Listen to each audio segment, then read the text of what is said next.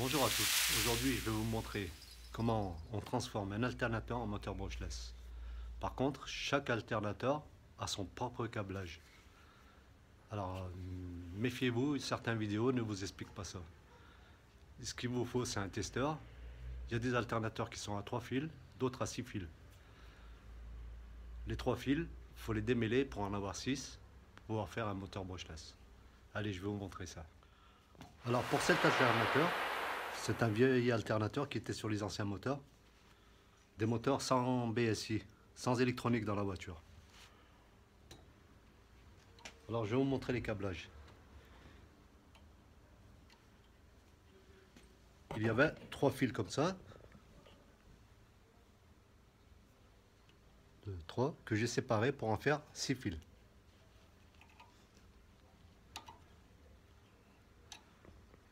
Et nous allons tester ça avec un testeur pour voir quels fils sont les phases et quel fil à ponter.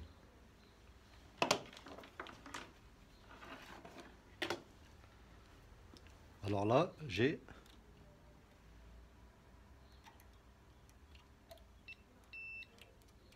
un 3.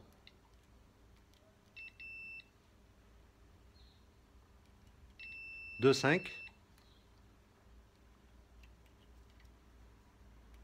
3 6. 1 3 2 5 3 6. Alors je vais vous montrer le schéma. À l'origine, c'est en triangle. Vous avez le A, B, C, petit a, petit b et petit c. Ce qu'il faut, c'est dénuder ces tuiles pour avoir du couple. Et pour avoir du couple, il faut le mettre en étoile. Il faut faire les branchements en étoile. Alors il faut chercher les phases et le ponctage. Alors j'ai 1, 3, 2, 5, 4, 6. Alors, vous avez les grands A, B, C et les petits A, B et C. Les phases, c'est les grands A, B et C. Et le ponctage, il faut le faire sur les petits A, petits B et petits C. Alors celui-là, vu que c'était 1, 3, 2, 5, 3, 6, le ponctage, c'est les petits C, petit A et petit B.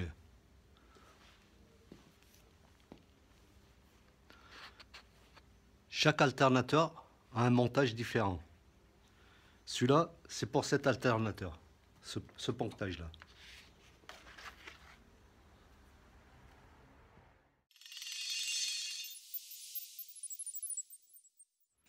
Cet alternateur-là a 6 fils d'origine. Ça veut dire qu'il n'y a pas besoin de défaire les fils. Ils sont d'origine avec 6 fils. Par contre, celui-là, quand je teste avec le testeur, il me donne 1, 4, 2, 5, 3, 6. Alors, voici le schéma.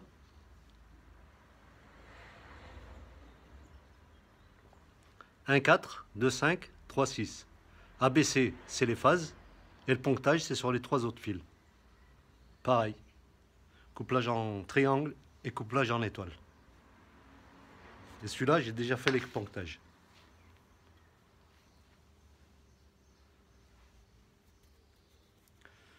Celui-là, c'est des alternateurs avec des moteurs qui ont la BSI, le boîtier électronique.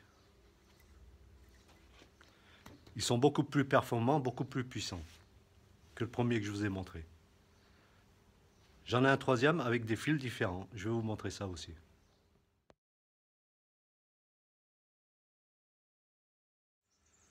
Voilà ce troisième alternateur que j'ai déjà câblé aussi.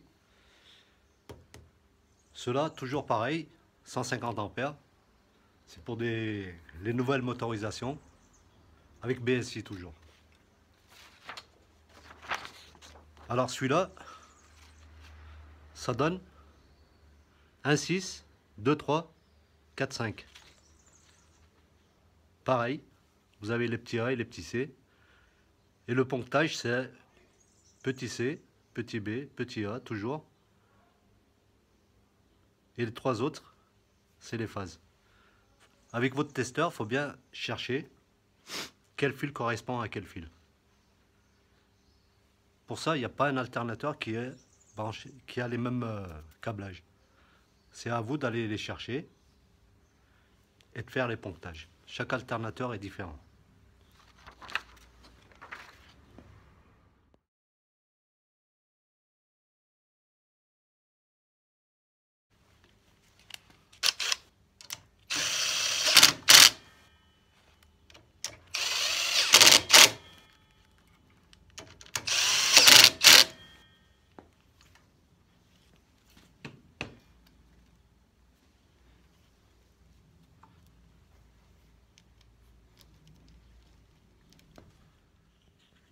Sur l'alternateur, il faut monter le charbon par contre. Sans charbon, ça ne fonctionne pas. Ici, vous avez une petite languette. Je l'ai coupée à la meuleuse pour plus que ça fasse contact. Et directement, derrière chaque charbon, j'ai soudé un fil pour la connexion. C'est ce qui va servir d'électroaimant pour faire fonctionner l'alternateur.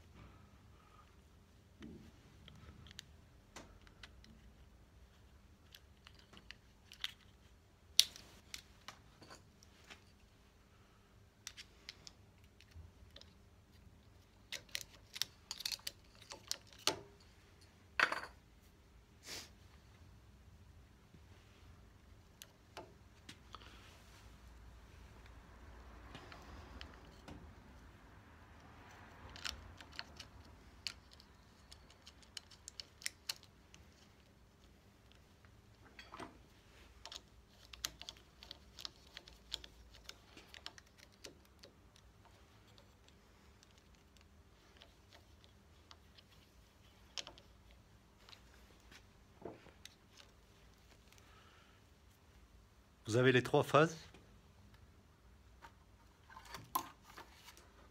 que vous branchez aux 3 fils du contrôleur. Et là, vous avez le ponctage des 3 fils.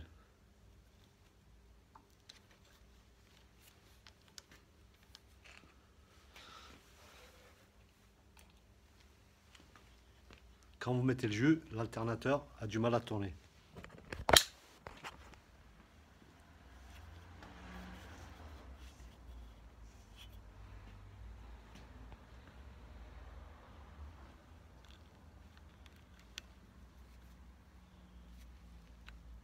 Les 3 phases.